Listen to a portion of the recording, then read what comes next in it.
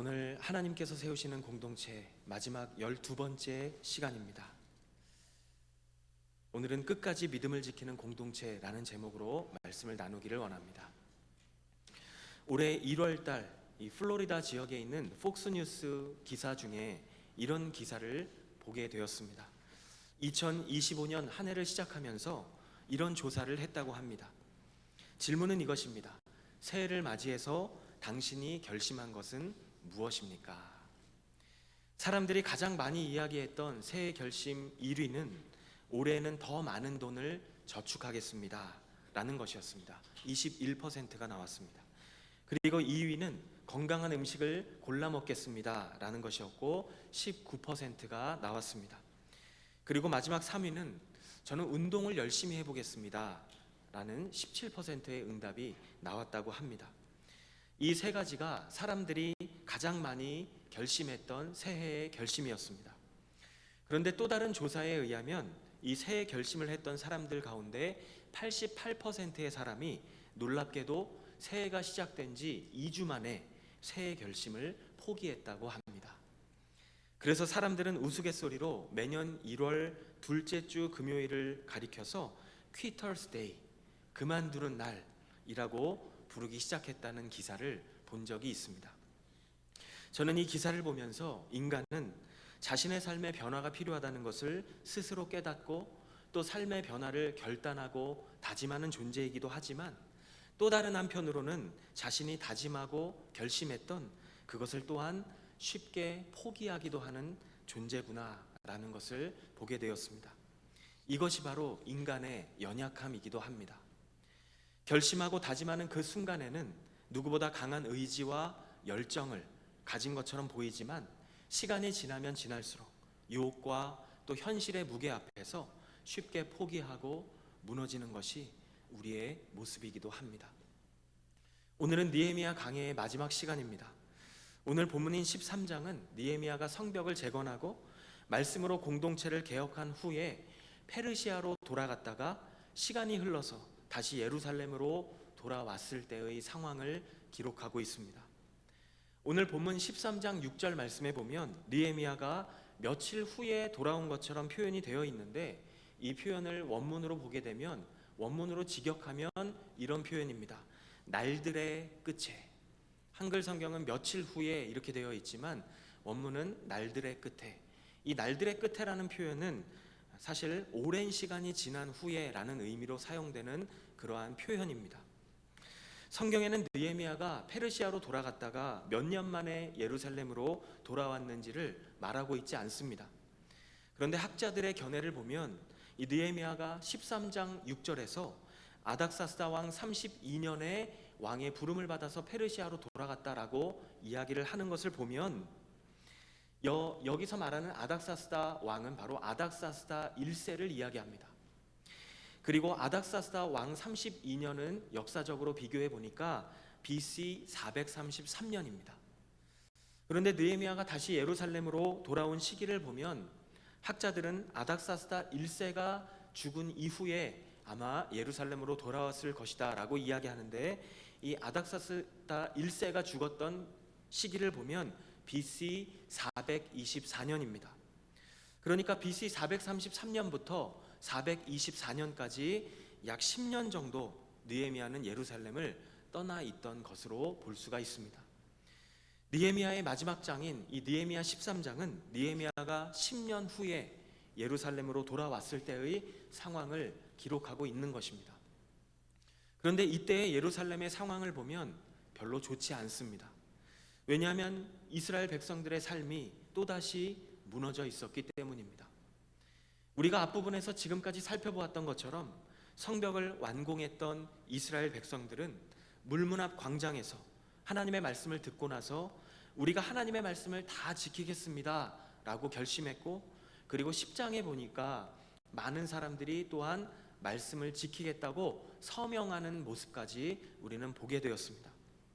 그리고 12장에 가서는 백성들이 즐거움과 기쁨 속에서 하나님께 예루살렘 성벽을 올려드리는 예배, 그 예배를 드리는 모습을 우리는 말씀을 통해 볼 수가 있었습니다.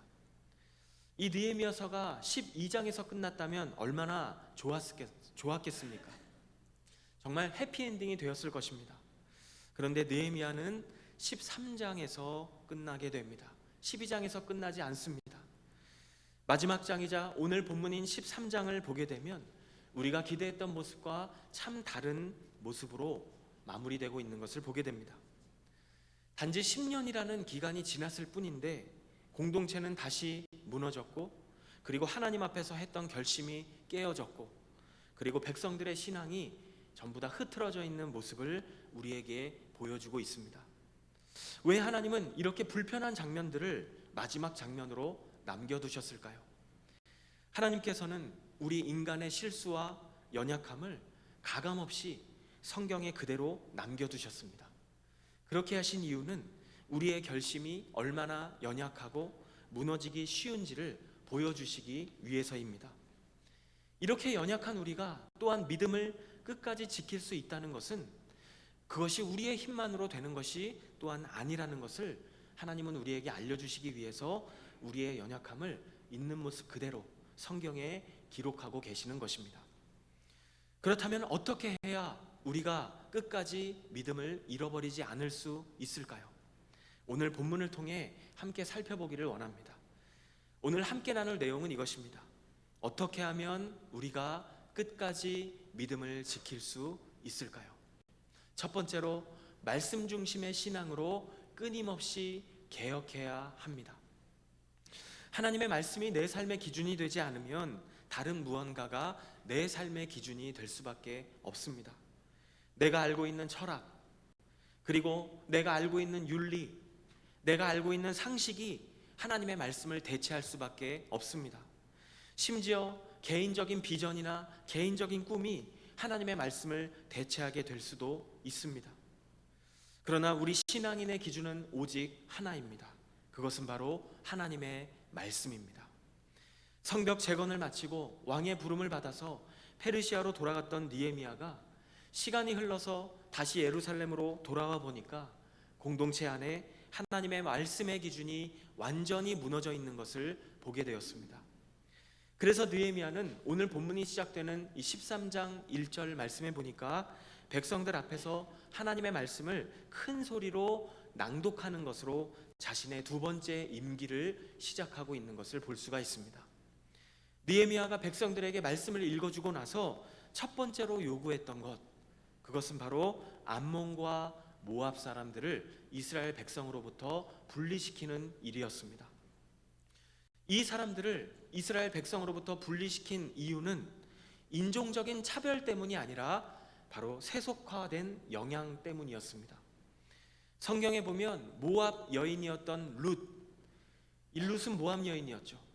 그런데 이 룻처럼 아주 믿음이 좋았던 이방 여인의 모습도 볼 수가 있지만 대체적으로 모압과 암몬 사람들은 철저한 우상 숭배자들이었고 이스라엘 사람들을 적대시하는 마음을 기본적으로 가지고 있었던 사람들이었습니다. 이 느헤미야 시대로부터 1000년 전에 어떠한 사건이 있었는가 하면 민수기에 보면 모세 시대에 이스라엘 백성들이 이집트를 탈출해서 약속의 땅에 거의 다 도착했을 때 백성들은 모압 땅에 잠시 머물렀던 적이 있었습니다. 그때 모압의 왕이었던 사람의 이름이 바로 발락이라는 사람이었습니다. 이 발락이라고 하는 모압의 왕이 발람이라고 하는 점술가를 불러서 아주 큰 돈을 주고 이스라엘 민족을 저주해달라고 이야기를 합니다. 그런데 하나님께서 이 발람에게 계속 나타나시는 것입니다. 나타나셔서 발람에게 저주하지 못하도록 계속 막으십니다. 그래서 발람은 어쩔 수 없이 이스라엘 백성들을 축복하는 말만 계속 하게 되었습니다. 그렇게 겉으로는 축복을 했지만 결국 발람은 발락이 자신에게 제시한 이 큰 돈의 유혹, 이 부귀와 영화를 거절하지 못해서 결국 이 발락에게 이스라엘을 무너뜨릴 수 있는 전략, 이스라엘 백성을 무너뜨릴 수 있는 방법을 알려주게 되었습니다. 이스라엘을 진짜 무너뜨리고 싶다면 백성들을 음란함과 우상 숭배에 빠뜨리면 된다라고 이야기를 해주게 된 것입니다. 그래서 발락은 모압 여자들을 이용해서 이스라엘 백성들의 남자를 유혹하게 만들었습니다. 그리고 바알신을 섬기게 만들었습니다. 그래서 결국 이 백성들을 음란함에 빠뜨렸습니다. 이 시대에 고대인들이 우상을 섬겼던 이유가 있습니다. 이 시대에는 농경 시대였기 때문에 사람들이 비를 내려달라고 요청하기 위해서, 한마디로 자신들의 풍요를 위해서 우상을 섬겼습니다. 대표적인 우상들이 바로 바알과 아세라입니다. 바알은 남신이고 아세라는 여신입니다. 고대인들은 이 바알과 아세라가 동침을 하면 비가 온다고 믿었습니다. 그랬기 때문에 제사를 드리는 날이 되면 모두가 우상 앞에 모였습니다. 그리고 우상 앞에 많은 사람들이 모여서 음란한 행위를 했습니다. 이것이 우상 숭배자들이 예배드리는 예배의 방법이었습니다. 제사가 이런 식이었기 때문에 발람의 전략대로 이스라엘 백성들 안에 우상 숭배의 문화가 엄청나게 빠른 속도로 이스라엘 백성들 안에 스며들게 되었습니다. 그리고 결국 이스라엘 백성들은 내부적으로 무너지게 되었습니다. 이러한 모압의 문화가 이스라엘 백성들 안에 스며들지 않게 하기 위해서 느헤미야는 이스라엘 백성들로부터 모압과 암몬 자손을 분리시키고 있는 것입니다. 이것을 시작으로 느헤미야는 하나님의 말씀을 기준 삼아 이스라엘 공동체를 신앙 공동체로 회복시키기 위해서 개혁을 다시 한번 단행하고 있는 것을 말씀을 통해서 우리가 볼 수가 있습니다. 느헤미야는 성전의 기능이 중단되어 있다는 것을 보게 되었습니다. 오늘 본문 느헤미야 13장 10절과 11절 같이 읽겠습니다. 그리고 레위 사람들이 받게 돼 있는 몫을 받지 못한 것과 직무를 수행해야 하는 레위 사람들과 노래하는 사람들이 자기네 땅으로 돌아가 버린 사실도 알게 되었습니다. 그래서 나는 관리인들을 꾸짖으며 사람의 집이 버려지다니 어떻게 된 일이요? 라고 묻고는 그들을 소집해 각각의 자리에 복직시켰습니다. 성전의 기능이 중단되었던 이유를 보니까 성전에서 일했던 레위 사람들이 생계가 점점 어려워졌습니다. 그리고 결국 농사를 짓기 위해서 다시 고향으로 돌아갔다는 사실을 알게 되었습니다. 그래서 느헤미야는 그들을 다시 불러서 성전의 일을 맡겼습니다. 그리고 13절에 보니까 그 중에서 정직하고 믿을 만한 인정받는 사람들을 리더로 세웠습니다. 또 느헤미야는 안식일을 사람들이 지키지 않는다는 사실도 알게 되었습니다. 백성들이 언제부턴가 안식일을 점점 지키지 않으면서 하나님의 백성이라고 하는 신앙의 정체성도 점점 흐려지기 시작했습니다. 이렇게 신앙의 정체성이 흐려지다 보니까 나중에는 믿지 않는 사람들과 다를 바 없는 그런 삶을 살고 있었던 것입니다. 그래서 느헤미야는 하나님의 말씀대로 백성들이 안식일을 제대로 지킬 수 있도록 조치들을 취했습니다. 페르시아에서 돌아왔던 이 느헤미야가 백성들의 삶을 개혁했던 기준은 바로 하나님의 말씀이었습니다. 여러분, 하나님의 말씀이 우리에게 중요한 이유가 무엇일까요? 우리 인간이 처음 창조되었을 때 하나님과의 관계를 끊어버리고 타락하게 된 이유가 바로 하나님의 말씀을 거부하고 왜곡했기 때문입니다. 하나님으로부터 벗어나면 진정한 자유와 진정한 행복을 얻을 수 있을 거라고 생각했습니다. 그러나 하나님과의 관계가 끊어진 대가는 공허함과 불안함과 두려움이었습니다.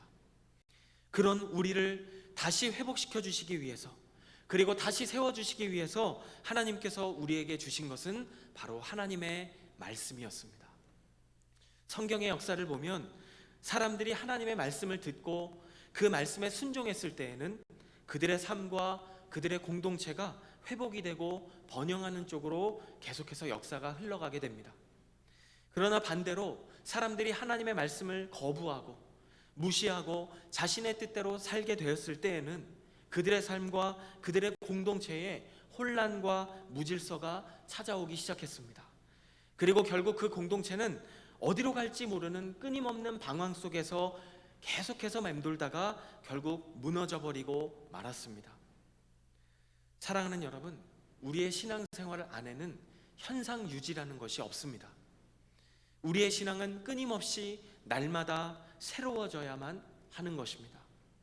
마치 언어가 물살을 거슬러 올라가는 것처럼, 물살을 거슬러 올라가지 않으면 결국 그 물살에 내려가는 것처럼 우리의 신앙생활은 끊임없이 하나님의 말씀의 기준에 내 삶을 맞춰가는 과정인 것입니다. 성숙한 그리스도인의 모델이었던 사도 바울, 이 사도 바울도 고린도 전서 9장 27절에 보니까 이런 고백을 합니다. 고린도 전서 9장 27절 같이 읽겠습니다. 내가 내 몸을 쳐 복종시키는 이유는 내가 다른 사람에게는 복음을 전하고 도리어 나 자신은 버림받지 않도록 하기 위함입니다. 이 사도 바울같이 믿음이 좋았던 사람도, 정말 성숙했던 사람도 끊임없이 자신의 삶을 하나님의 말씀의 기준에 맞추기 위해서 자신의 몸과 자신의 욕망을 하나님의 말씀 앞에 복종시켰다라고 고백하고 있는 것입니다. 우리가 이 땅에서 우리에게 주어진 인생을 살아가는 동안 우리가 마지막까지 믿음을 지키기 위해서 우리는 어떠한 모습으로 살아야 합니까? 우리 스스로가 각자의 삶을 말씀 중심의 신앙으로 끊임없이 개혁해 나갈 때 하나님께서는 우리의 삶을 말씀으로 붙잡으시고 그리고 말씀으로 이끌어 가시는 것을 경험하게 될 것입니다. 어떻게 하면 우리가 끝까지 믿음을 지킬 수 있을까요? 첫 번째는 말씀 중심의 신앙으로 끊임없이 개혁해야 한다는 것을 성경이 말씀하고 있습니다. 또 어떻게 하면 우리가 끝까지 믿음을 지킬 수 있을까요? 두 번째는 영적으로 방심하지 말아야 한다는 것입니다. 느헤미야가 페르시아에 가 있는 동안 상상할 수 없는 일이 일어나게 되었습니다. 예루살렘 성전의 대제사장이었던 엘리야십이라는 사람이 이 도비야라는 사람을 성전 안으로 데리고 와서 큰 방까지 사용하라고 내주었던 것입니다. 이 도비야가 어떤 사람입니까? 느헤미야가 성벽 공사를 하는 동안 엄청나게 느헤미야를 협박하고 방해하고 그리고 못살게 굴었던 사람입니다. 그리고 느헤미야를 암살하려고 했던 사람이 바로 이 도비야였습니다. 게다가 이 사람은 암몬 사람이었기 때문에 성전에는 절대로 들어올 수가 없었던 사람이었습니다. 그런데 느헤미야가 페르시아 왕을 만나러 돌아가 있는 동안에 그 틈을 타서 엘리야십이 도비야에게 방을 내준 것입니다. 그런데 이 방이 어떤 방이었는지 보니까 5절에 보니까 백성들이 성전에 드리는 예물을 모아두는 아주 큰 방이었다고 이야기를 합니다. 느헤미야가 성전에 돌아왔을 때 이 모습을 보고 너무나 화가 났습니다. 그래서 성전 그 큰 방 안에 있던 도비야의 모든 물건들을 다 밖으로 던져버렸습니다. 그리고 그 큰 방 안에 원래 있어야 할 물건들을 다시 갖다 놓았습니다. 이 이야기를 통해서 우리가 알 수 있는 것은 아무리 제사장이라 할지라도 영적으로 방심하게 되면 마음이 해이해질 수 있고 그리고 신앙적으로 타협할 수 있게 될 수 있다는 것입니다. 그렇기 때문에 우리 신앙인들은 영적으로 늘 깨어 있어야 하는 것이고 가급적이면 아주 작은 틈도 주지 않는 것이 좋습니다. 처음에는 그저 작은 균열처럼 보이지만 점점 그것이 커지게 되면 결국 우리 영혼에 큰 상처와 큰 구멍을 남길 수 있기 때문입니다. 이 장면에서 주목할 수 있는 것은 느헤미야의 대처 방법입니다. 느헤미야는 도비야의 이 물건들을 다 밖으로 던져버린 다음에 이 방이 비어 있으면 또 무슨 일이 일어날지 모르기 때문에 아예 다른 생각도 할 수 없도록 그 빈 방을 거룩한 물건들로 채워버렸습니다. 이 말씀을 통해서 우리가 발견할 수 있는 교훈이 있다면 무엇일까요? 개혁에서 가장 중요한 것은 그동안 짓던 죄를 더 이상 짓지 않는 것이 아니라 죄가 삶 속에서 차지했던 그 부분을 경건한 습관과 대안으로 채우는 것, 그것이 우리 스스로의 삶을 개혁하는 데 있어서 중요한 것입니다. 마태복음 12장에 보면 예수님께서 이런 말씀을 하십니다. 우리 마태복음 12장 같이 읽겠습니다. 더러운 귀신이 사람에게서 나갔을 때에 물 없는 곳으로 다니며 쉬기를 구하되 쉴 곳을 얻지 못하고 이에 이르되 내가 나온 내 집으로 돌아가리라 하고 와보니 그 집이 비고 청소되고 수리되었거늘 이에 가서 전부 다 악한 데리고 들어가서 거하니 그 사람의 나중 형편이 전보다 더욱 심하게 되느니라. 아멘. 이 말씀이 우리에게 주시는 교훈이 무엇일까요?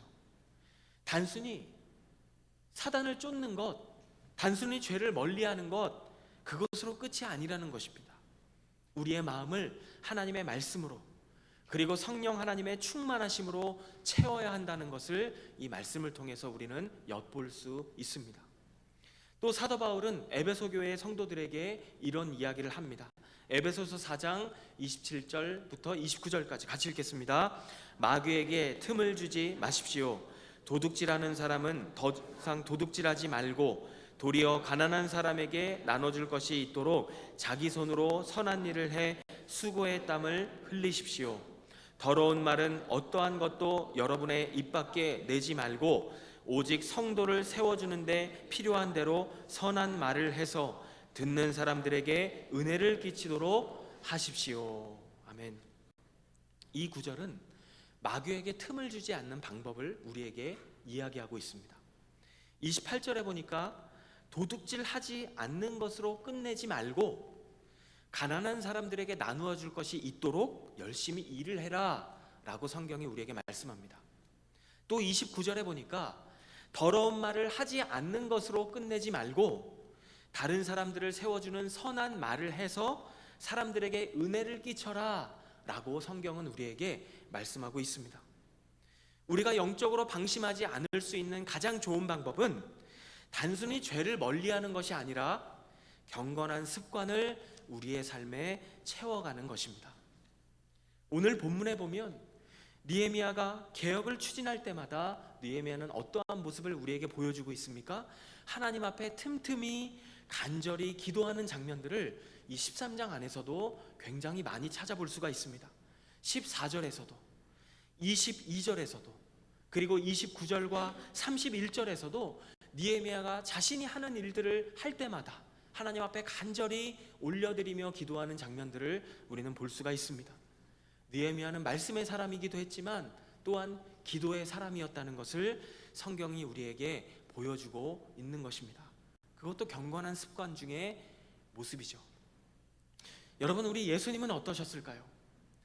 이동원 목사님이 쓰신 예수님의 거룩한 습관이라는 책이 있습니다. 이 책에 보면 우리 주님께서 어떤 거룩한 습관들을 가지고 사셨는지를 알 수가 있습니다. 많은 습관들을 가지고 계셨지만 말씀과 기도 생활을 제외한 것들 중에서 몇 가지를 더 말씀드린다면 예수님은 감사하는 삶을 사셨고 또 순종하는 삶을 사셨고 그리고 끊임없이 하나님을 바라보셨고 이것을 한마디로 얘기하면 예배라고 표현할 수 있을 것입니다. 그리고 마지막 순간까지 사랑하는 삶을 사셨고 그리고 하나님의 뜻을 따라 용서하는 삶을 사셨고 그리고 다른 사람의 말을 잘 경청하는 삶을 사셨습니다. 그리고 만나는 사람마다 전도하셨고 또 사람들이 외면했던 사람들과 함께하는 삶을 사셨습니다. 이것이 예수님께서 자신의 삶에 채우셨던 경건한 습관이었습니다.